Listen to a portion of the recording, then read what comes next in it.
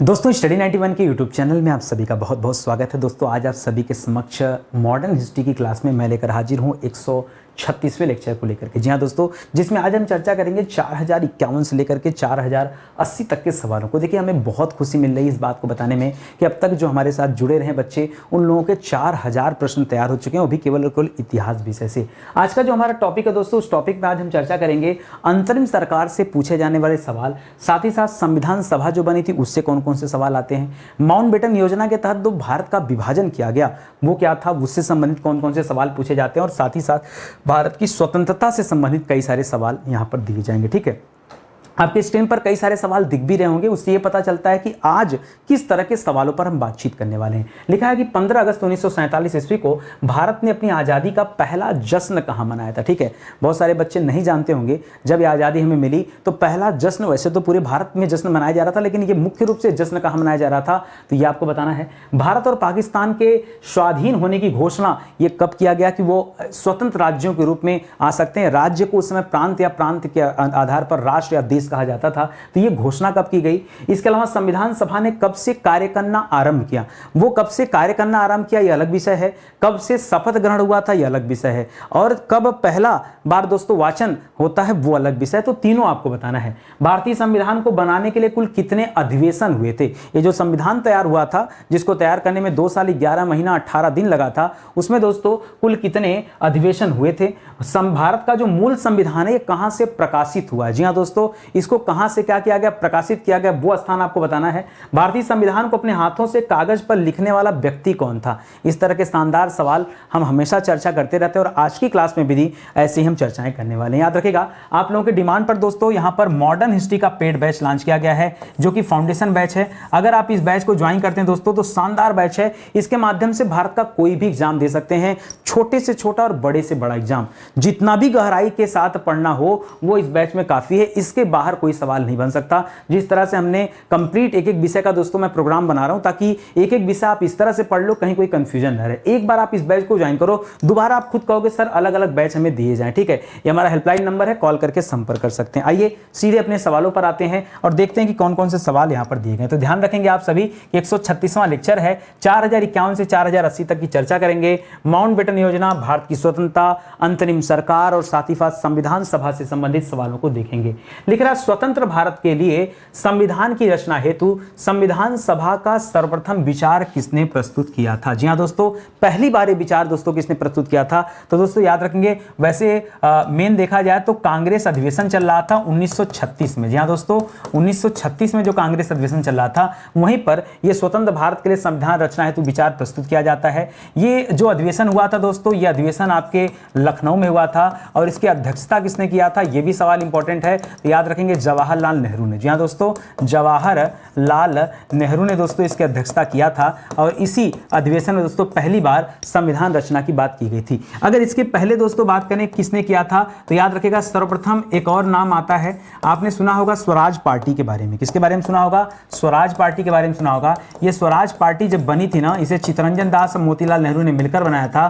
तो 1924 में स्वराज पार्टी ने भी भारत के लिए एक अलग संविधान की बात किया था, तो ये भी याद रखेगा। अब पता नहीं आपके परीक्षा में क्या ऑप्शन मिल जाए, ये वाला ऑप्शन दे दे चाहे ये वाला ऑप्शन दे दे, दोनों में से कोई एक ऑप्शन देगा तो आप पहले से अलर्ट रहिएगा कि भैया हमें दोनों पता है, आप जो पूछिए हम बता देंगे। ठीक है, अगला सवाल दे रहा है कि भारत के लिए संवैधानिक सभा का विचार सर्वप्रथम अंग्रेजों ने किस योजना के तहत रखा। ठीक है, याद रखेंगे, अभी तक तो हम अपनी बात कर रहे थे कि हमने किसके तहत रखा, अब पूछ रहा है कि अंग्रेजों ने किसके तहत रखा। तो दोस्तों पहली बार अंग्रेजों ने जो क्रिप्स प्रस्ताव बना के भेजा था, क्रिप्स प्रस्ताव। ठीक है, क्रिप्स प्रस्ताव ये कब भेजा था दोस्तों, ये आया था 1942 में। ठीक है, और किसकी अध्यक्षता में यह चल रहा था क्रिप्स प्रस्ताव, तो याद रखेंगे ये स्टेफोर्ड क्रिप्स की अध्यक्षता में ये भारत भेजा गया था। ठीक है, स्टेफोर्ड क्रिप्स की अध्यक्षता में भारत भेजा गया था, लेकिन दोस्तों यह असफल रहा। क्या रहा दोस्तों, असफल रहा। तो याद रखेंगे सन आपको याद रखना है 1942 में आया था। ठीक है, जिसके तहत पहली बार अंग्रेजों ने संविधान बनाने की बात कही। अगला सवाल लिख रहा है कि संविधान सभा जिसने भारतीय संविधान का निर्माण का गठन किया, वो कौन सा दोस्तों था, ठीक है। तो याद रखेंगे यहाँ कैबिनेट मिशन प्लान के तहत किया गया। किसके तहत किया गया? कैबिनेट मिशन जो भारत में आया था 1946 में, उसी कैबिनेट मिशन प्लान के तहत दोस्तों ये किया गया। उस कैबिनेट मिशन में दोस्तों लेबर पार्टी की जो सरकार बनी थी इंग्लैंड में, जिसके प्रधानमंत्री थे क्लीमेंट एटली, उन्होंने अपने कैबिनेट के मेंबर को यहाँ भेजा था, इसलिए इसे कैबिनेट मिशन कहा जाता है। इस मिशन में दोस्तों स्टेफोर्ड क्रिस्प भी थे, और साथ ही साथ दोस्तों इसकी अध्यक्षता कौन कर रहे थे? तो याद रखेंगे इनका नाम था, इसकी अध्यक्षता कौन कर रहे थे इस कैबिनेट मिशन की? तो इनका नाम था दोस्तों, देखिए दिमाग से स्किप कर रहा है, बड़ा अच्छा नाम है। 3 लोग थे। एवी अलेक्जेंडर थे जो नौवहन के पहले प्रमुख माने जाते हैं, लॉर्ड माने जाते हैं, और स्टेफोर्ड क्रिप्स थे, और एक व्यक्ति और कौन है यार, कैबिनेट मिशन है, बड़ा फेमस है, अब एकदम जबान पे नाम है, बस निकल नहीं रहा है, ठीक है। नाम क्या है? स्टेफोर्ड क्रिप्स हो गए, एवी अलेक्जेंडर हो गए, और एक कैबिनेट मिशन के भारत सचिव थे लॉर्ड पैथिक लॉरेंस। क्या नाम है दोस्तों? Lord Pethick Lawrence. सब दिमाग में है, थोड़ा सा लोड देना पड़ता है, ठीक है। पैथिक लॉरेंस, कई किताबों में दोस्तों पैथिक की जगह पैट्रिक भी लिखा है, ठीक है। तो आप दोनों ध्यान रखेंगे कि पैथिक है कि पैट्रिक है, ठीक है। ये तो दोस्तों हमारे मॉडर्न हिस्ट्री का विषय होगा कि कंफ्यूजन वाली बातें कौन कौन सी हैं, उसका सही उत्तर क्या होगा। तो जब फाउंडेशन बैच में आएंगे वहां पर हम क्लियर करेंगे कि एक्चुअली में इसका नाम क्या था, पैथिक था या पैट्रिक था, ठीक है। अभी आपको दोनों पढ़ना है। लिख रहा भारत की पहली अंतरिम सरकार की घोषणा ये कब किया गया? जी हाँ दोस्तों, ये जो अंतरिम सरकार बना था दोस्तों, इसकी घोषणा ये कब किया गया? तो इसकी घोषणा दोस्तों हुआ है अगस्त में, कितने तारीख को? 24 अगस्त को 1946 में। जी हाँ दोस्तों, 24 अगस्त 1946 को दोस्तों पहली बार क्या किया गया है? घोषणा किया गया है, अंतरिम सरकार की घोषणा हुई है। और किसके नेतृत्व में हुआ दोस्तों? किसके नेतृत्व में हुआ है? तो याद रखेंगे जवाहरलाल नेहरू के नेतृत्व में। जी हाँ दोस्तों, जवाहरलाल नेहरू के नेतृत्व में यह अंतरिम सरकार की घोषणा हुई है। एक सवाल और आता है यहां से कि अंतरिम सरकार के मंत्रिमंडल में शामिल कार्यकारी परिषद के अध्यक्ष कौन थे? ठीक है, इसके अध्यक्ष तो अभी याद रखेंगे, यहां पर तो लॉर्ड वेवेल का नाम आता है। ऐसा नहीं कि आप जल्दीबाजी में उत्तर कुछ भी कर दें, ठीक है। यहां पर अगर पूछे तो याद रखेंगे, क्योंकि अंतरिम सरकार के मंत्रिमंडल में शामिल कार्यकारी परिषद का जो अध्यक्ष था वो नेहरू जी नहीं थे दोस्तों, वो लॉर्ड वेवेल था। और कब तक दोस्तों? तो याद रखेगा फरवरी 1947 तक, ठीक है। फरवरी 1947 तक दोस्तों कौन रहता है? लॉर्ड वेवेल रहता है। और इसके बाद कौन होता है दोस्तों? तो बाद में माउंटबेटन को बनाया जाता है। किसके बनाया जाता है? माउंटबेटन को बनाया जाता है। जल्दीबाजी में हर सवाल का उत्तर जवाहरलाल नेहरू मत दीजिए। फिर से कह रहा हूं, पढ़िए, पढ़ने की जरूरत है। आप लोगों की दिक्कत ये है ना कि आप जानते नहीं, आपको लगता है कि सब विषय आपको आता है, हर टॉपिक आपको आता है। पेशेंस थोड़ा रखो भाई, पहले सवाल देखो। यहां क्या शब्द लिखा है? एक शब्द लिखा है कार्यकारी परिषद। समझिए, कार्यकारी परिषद के जो है अधीन ये सारे काम चल रहे थे। कैबिनेट मिशन के बाद जो बनाया गया अंतरिम सरकार, वो उसी का अधीन चल रहा था। तो अभी भी दोस्तों वेवेल वगैरह हैं, चले नहीं गए, ठीक है। आगे बढ़िए। 1946 के अंतरिम सरकार में राजेंद्र प्रसाद जी को दोस्तों कौन सा विभाग दिया गया था? तो आगे चल के ही राजेंद्र प्रसाद जी संविधान सभा के अस्थायी अध्यक्ष चुने जाते हैं। और इनके पास जो विभाग था पहले, वो था खाद्य एवं कृषि विभाग। क्या था दोस्तों? खाद्य एवं कृषि विभाग इनके पास था, ठीक है। खाद्य एवं कृषि विभाग, ठीक है। याद रखेंगे। एक डिफिकल्ट सवाल पूछो कि आप सभी से बता लेंगे। अगर मान लीजिए सवाल आए कि उस समय जैसे वायसराय तो ये थे, कमांडर इन चीफ पूछ दे तो क्या बताएंगे? बताइए, उस समय कमांडर इन चीफ कौन थे? ठीक है, ऊपर वाले सवाल से ध्यान आ रहा है मुझे, ठीक है, कि कमांडर इन चीफ उस समय कौन थे? बताइए। कमांडर इन चीफ जिस समय अंतरिम सरकार बन रहा उस समय, याद रखेगा, उनका नाम था सर क्लाउड आचिनलेक। क्या नाम था? सर क्लाउड आचिनलेक, ठीक है। याद रखेंगे। ये दोस्तों उस समय क्या थे? ये उस समय कमांडर इन चीफ थे। और वेवेल क्या थे? अंतरिम सरकार का जब गठन किया जा रहा था तो वेवेल क्या थे उस समय? वेवेल उस समय क्या थे? कार्यकारी परिषद के अध्यक्ष थे, साथ ही साथ भारत के वायसराय भी थे, ठीक है। इसको याद रखेंगे। आगे सवाल देखिए क्या कर रहा है, लिख रहा है 1946 के अंतरिम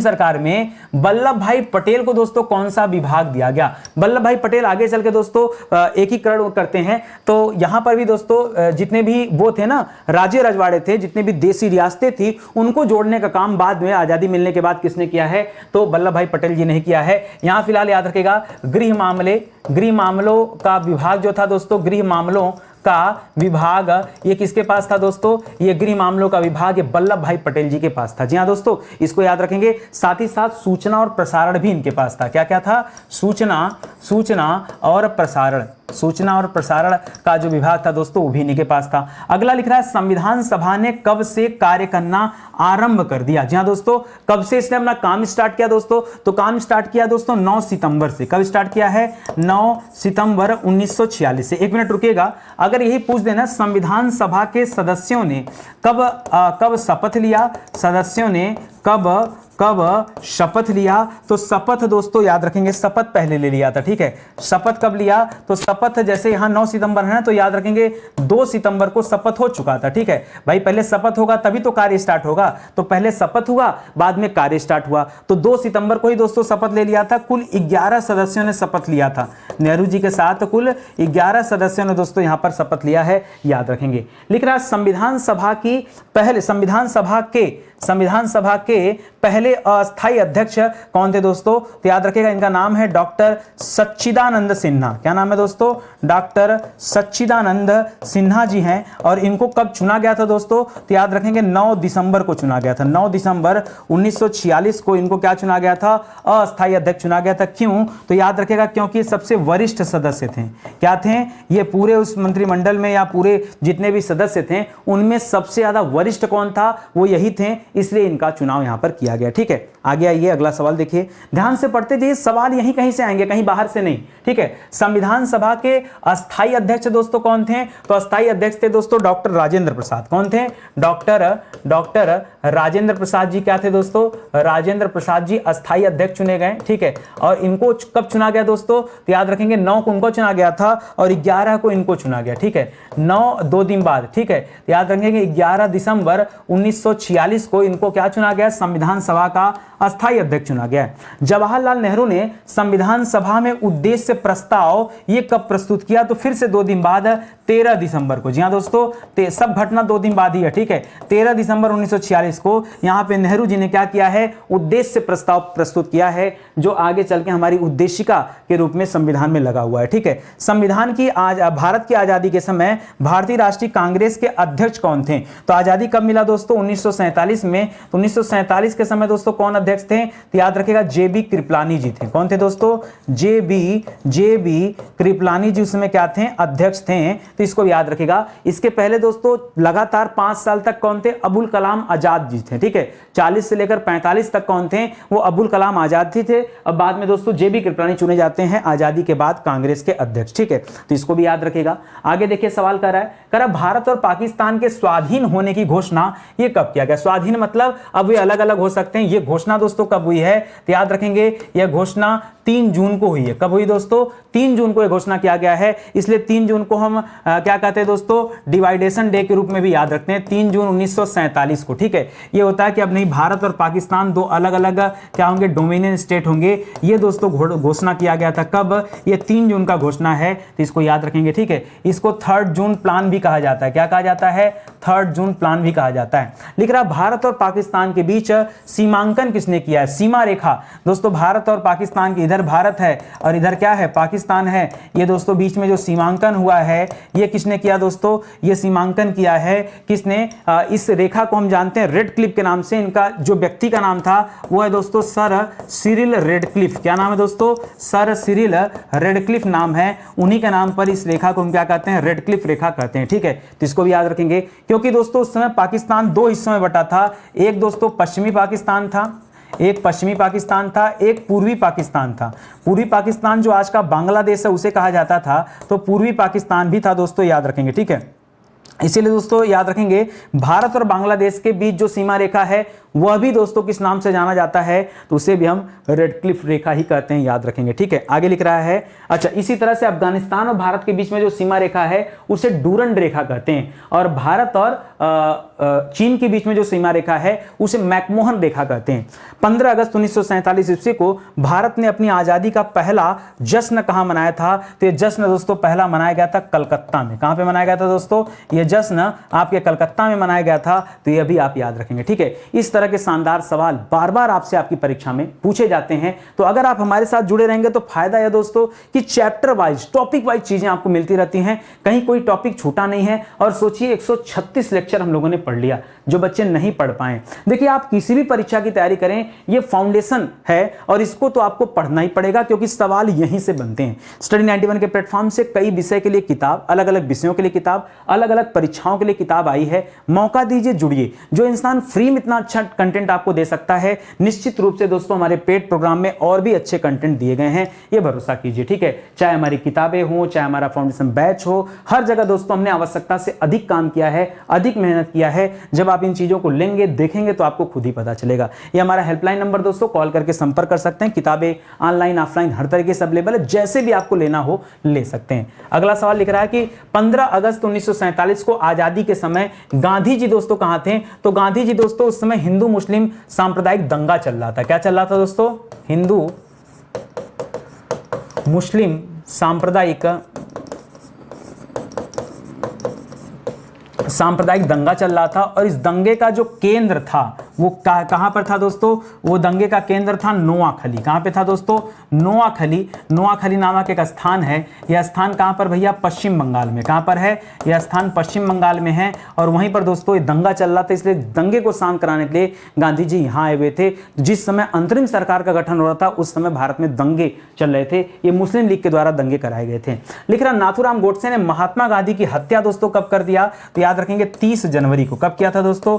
30 जनवरी 1949 को। जी हाँ दोस्तों, आजादी के बाद हुआ है। 1949 करें भाई, इतना इंपॉर्टेंट फैक्ट भूल जा रहा हूं। ठीक है, 1948 में आजादी के ठीक अगले साल इनकी हत्या कर दिया जाता है। किसके द्वारा? नाथूराम गोडसे के द्वारा, याद रखेंगे। ठीक है, अच्छा इस दिन को दोस्तों 30 तारीख को हम शहीद दिवस के रूप में मनाते हैं। ठीक है, किसके रूप में? शहीद दिवस के रूप में मनाते हैं, याद रखेंगे। भारत में 2 शहीद दिवस मनाया जाता है। एक तो शहीद दिवस दोस्तों 30 जनवरी को मनाया जाता है, जिस दिन महात्मा गांधी जी शहीद हुए थे। एक शहीद दिवस मनाया जाता है 23 मार्च को। कब मनाया जाता है? 23 मार्च को, जिस दिन दोस्तों भगत सिंह, राजगुरु, सुखदेव को फांसी हुआ था। भगत सिंह, राजगुरु और सुखदेव को जिस दिन फांसी हुआ था दोस्तों, उसको भी हम शहीद दिवस के रूप में मनाते हैं। इसलिए दोनों तिथि को याद रखिएगा। कई बार दोस्तों आपको ये वाला 30 जून शहादत दिवस के रूप में मिलेगा। क्या मिलेगा? शहादत दिवस। ठीक है, वैसे ज्यादातर शहीद दिवस ही मिलता है और दोनों को दोस्तों शहीद दिवस मानते हैं, ये ध्यान रखेंगे। ठीक है, अगला सवाल, महात्मा गांधी के निधन पर किसने कहा था कि हमारे जीवन से प्रकाश चला गया? ये शब्द किसके थे दोस्तों? तो ये शब्द जवाहरलाल नेहरू के थे। जी हाँ दोस्तों, ये शब्द किसके थे? ये शब्द जवाहरलाल नेहरू जी के थे, जिन्होंने कहा था कि हमारे जीवन से क्या चला गया? प्रकाश चला गया। ठीक है, तो ये सवाल भी इंपॉर्टेंट है, ध्यान रखेंगे। अगला सवाल देखिए, लिख रहा भारतीय संविधान के निर्माण में कितना समय लगा? तो समय लगा था दोस्तों पूरा का पूरा 2 साल। ठीक है, और क्या लगा था दोस्तों? 11 माह और क्या लगा था दोस्तों? 18 दिन। तो 2 साल 11 माह 18 दिन में जाकर के ये संविधान का निर्माण हुआ है। ठीक है, संविधान को निर्माण करने के लिए दोस्तों प्रारूप समिति बनाई गई थी। क्या बनाई गई थी? प्रारूप समिति बनाई गई थी। इस प्रारूप समिति में दोस्तों 7 सदस्य थे, जिसकी अध्यक्षता कौन कर रहा था दोस्तों? जिसकी अध्यक्षता कर रहे थे भीमराव अंबेडकर जी। वो सवाल भी याद रखेगा। लिख रहा भारतीय संविधान को लागू करते समय इसमें कितने अनुच्छेद, कितने भाग और कितनी अनुसूचियां थी? ठीक है, तो आइए देखते हैं दोस्तों, याद रखेंगे 395 अनुच्छेद थे जिस समय यह संविधान बना है, हमारे मूल संविधान में, याद रखेंगे। इसके अलावा दोस्तों 22 भाग देखने को मिलते हैं और अनुसूचियों की संख्या कितनी थी? तो 8 अनुसूचियां थी। कितनी अनुसूचियां थी दोस्तों? 8 अनुसूचियां थी, 22 भाग थे और 395 क्या थे दोस्तों? अनुच्छेद थे। यह मिलता है हमारे मूल संविधान में जब संविधान बना था। आगे समय बढ़ता गया तो दोस्तों अनुच्छेदों की संख्या में भी वृद्धि हो गई और चीजें बदल गई। लिख रहा भारतीय संविधान के किस भाग को संविधान की आत्मा कहा जाता है? तो दोस्तों जो इसकी उद्देशिका है, जो हमारे संविधान की क्या दोस्तों? उद्देशिका है, या इसी उद्देशिका को हम क्या कहते हैं? प्रस्तावना कहते हैं। तो ये जो उद्देशिका है, जो प्रस्तावना है, इसे क्या कहा जाता है? संविधान की आत्मा कहा जाता है। इसी तरह जब पढ़ेंगे दोस्तों आप अनुच्छेद 32, क्या पढ़ेंगे? अनुच्छेद 32। तो अनुच्छेद 32 में संवैधानिक उपचारों का अधिकार बताया गया है। क्या बताया गया है? संवैधानिक उपचारों का अधिकार बताया गया है। और अनुच्छेद 32 को भीमराव अंबेडकर जी, डॉक्टर भीमराव अंबेडकर जी क्या कहते हैं दोस्तों? आत्मा मानते हैं। ठीक है, डॉक्टर भीमराव अंबेडकर जी क्या मानते हैं? आत्मा। इस तरह से उद्देशिका को अलग आत्मा माना जाता है और कुछ लोग इसे भी आत्मा मानते हैं। तो सवाल पूछ सकता है परीक्षा में, इसलिए आप पहले से अलर्ट रहें और तैयार रहें कि क्या परीक्षा में आएगा। ठीक है, आगे बढ़िए। अगला सवाल दे रहा है कि भारतीय संविधान को कब अंगीकृत किया गया। जी हाँ दोस्तों, अंगीकृत मतलब होता है कब लोगों ने क्या किया, स्वीकार किया। ठीक है, स्वीकार कब किया था, स्वीकार करने के साथ साथ दोस्तों इस संविधान पर लोगों ने अपना हस्ताक्षर कब किया था, तो वह दिन था दोस्तों 26 नवंबर। कौन था, 26 नवंबर को दोस्तों ये सब हुआ था, और 26 नवंबर को इसीलिए हम संविधान दिवस के रूप में मानते हैं। ठीक है, अच्छा तो इसको याद रखेंगे। इसके अलावा दोस्तों, इसके अलावा जब ये बात कर दे कि लागू की बात करें, लागू की, तो क्या करेंगे दोस्तों, लागू की बात, अच्छा ये 26 नवंबर 1949 है। क्या है दोस्तों, ये 1949 है। लागू की बात करें तो याद रखेंगे 26 जनवरी से संविधान को पूरे देश में लागू कर दिया गया 1950 से। ठीक है, इसको भी याद रखेंगे। आगे देखिए, भारतीय संविधान को बनाने में कुल कितने अधिवेशन हुए थे दोस्तों, तो यहाँ कुल दर्जन भर अधिवेशन हुए। कितने अधिवेशन दोस्तों, याद रखेंगे कुल 12 अधिवेशन हुए हैं इस संविधान को बनाने में। कितने अधिवेशन हुए दोस्तों, कुल 12 अधिवेशन हुए। एक अच्छा सवाल ये दे रहा दोस्तों कि भारत का जो मूल संविधान था, जो हमारा संविधान बना है, वो कहां से प्रकाशित किया गया। ये अपने आप में एंटीक सवाल है, याद रखिएगा। ये सर्वे ऑफ इंडिया के थ्रू प्रकाशित हुआ था। सर्वे ऑफ इंडिया, ये सर्वे ऑफ इंडिया सर है कहां पर, तो याद रखिएगा देहरादून से। कहां पर दोस्तों, सर्वे ऑफ इंडिया देहरादून से दोस्तों प्रकाशित किया गया था। ये सवाल भी याद रखेंगे। ठीक है, आज भी परीक्षा में अगर सवाल पूछ देना तो लोग दिल्ली, बंबई, मद्रास, कलकत्ता यही सब जवाब देंगे।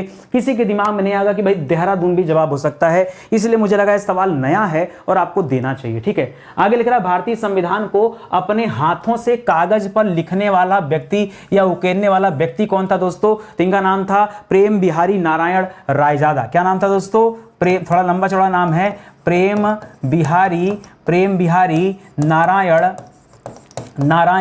रायजादा याद रखेंगे दोस्तों। ठीक है, इन्होंने दोस्तों संविधान को अपने हाथों से लिखा था। बहुत जबरदस्त राइटिंग, कभी आप मूल संविधान की लाइनें पढ़कर देखो, आपको लगेगा क्या शानदार था। ठीक है, भारतीय संविधान के रचना के समय संवैधानिक सलाहकार कौन थे दोस्तों, तो याद रखिएगा संवैधानिक सलाहकार का नाम क्या है, BN राव। ठीक है, BN राव, पूरा नाम है दोस्तों बेनेगल नरसिंह राव। क्या नाम है दोस्तों, बेनेगल नरसिंह राव इनका नाम था, याद रखेंगे। संवैधानिक सलाहकार थे जब हमारा संविधान बन रहा था। संविधान सभा की प्रारूप समिति के अध्यक्ष कौन थे दोस्तों, पीछे आपको बताया कि प्रारूप समिति में सदस्य कितने थे, तो याद रखेगा कुल 7 सदस्य थे, और इसके अध्यक्ष कौन थे, तो याद रखेगा डॉक्टर भीमराव अंबेडकर थे। कौन थे दोस्तों, डॉक्टर भीमराव अंबेडकर इस प्रारूप समिति के क्या थे, अध्यक्ष थे। यह सवाल भी आपको याद रखना। ठीक है, एक एक सवाल इंपॉर्टेंट है। हम तो हर टॉपिक पे चर्चा कर रहे हैं ना, तो जहां जिस टॉपिक पे जो जो चीजें मिलती हैं, मेरी कोशिश ये रहती है कि आपकी इस क्लास में उन चीजों को डिस्कस कर लिया जाए। ठीक है, आगे बढ़िए।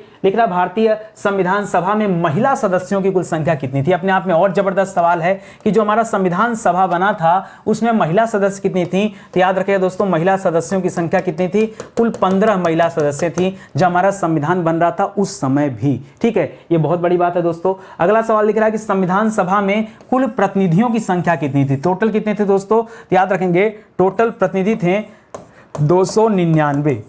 कितने थे दोस्तों, 299। लेकिन कब ये 299 तब थे दोस्तों जब बंटवारा नहीं हुआ था, जब मुस्लिम लीग अलग हुआ था उसके बाद। ठीक है, मुस्लिम लीग जब था, ठीक है, मुस्लिम लीग जब था तब इसकी संख्या 389 थी। ठीक है, जब मुस्लिम लीग अलग हो गया तो 299 हो गया, जिसमें से 229 याद रखेंगे, 229 यहां प्रांत से चुने जाते थे, और 29 में आप कितना जोड़ देंगे, 70 20 99। ठीक है, और 9 पहले से है, तो याद रखेगा यहां 70 जो होते थे ये देसी रियासत से आते थे। कहां से आते थे, ये देसी रियासत से चुने गए थे। ठीक है, तो ये इनकी संख्या है, इसको याद रखेंगे। पहले जब मुस्लिम लीग था तब ये 389 था, हटने के बाद 299 बचे थे।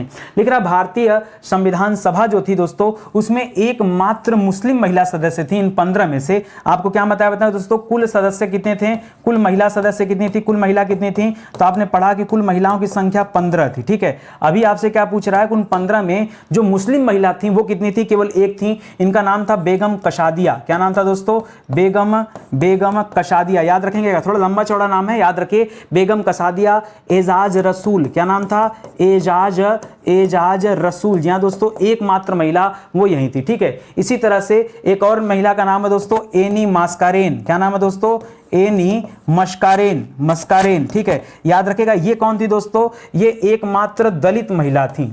ये उस 15 में एकमात्र दलित महिला कौन थी दोस्तों? तो यही थी दोस्तों, इनको भी याद रखेंगे, ठीक है। इसलिए सवाल और भी ज्यादा इंपॉर्टेंट बन जाता है, ठीक है। अपने आप में जो भी डिफिकल्ट सवाल बन सकते थे, हम लोगों ने उन सवालों पर भी चर्चा किया, ठीक है। और इस तरह से दोस्तों आज का सेशन समाप्त हो गया।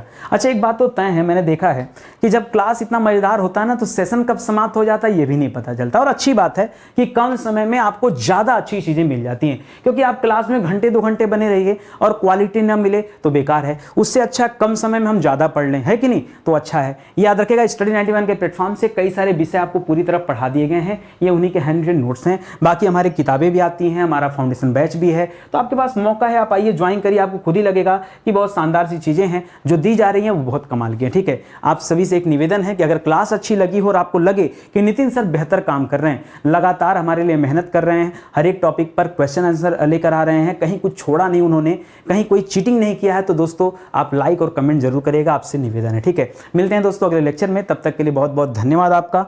जय हिंद, जय Bharat, thank you so much.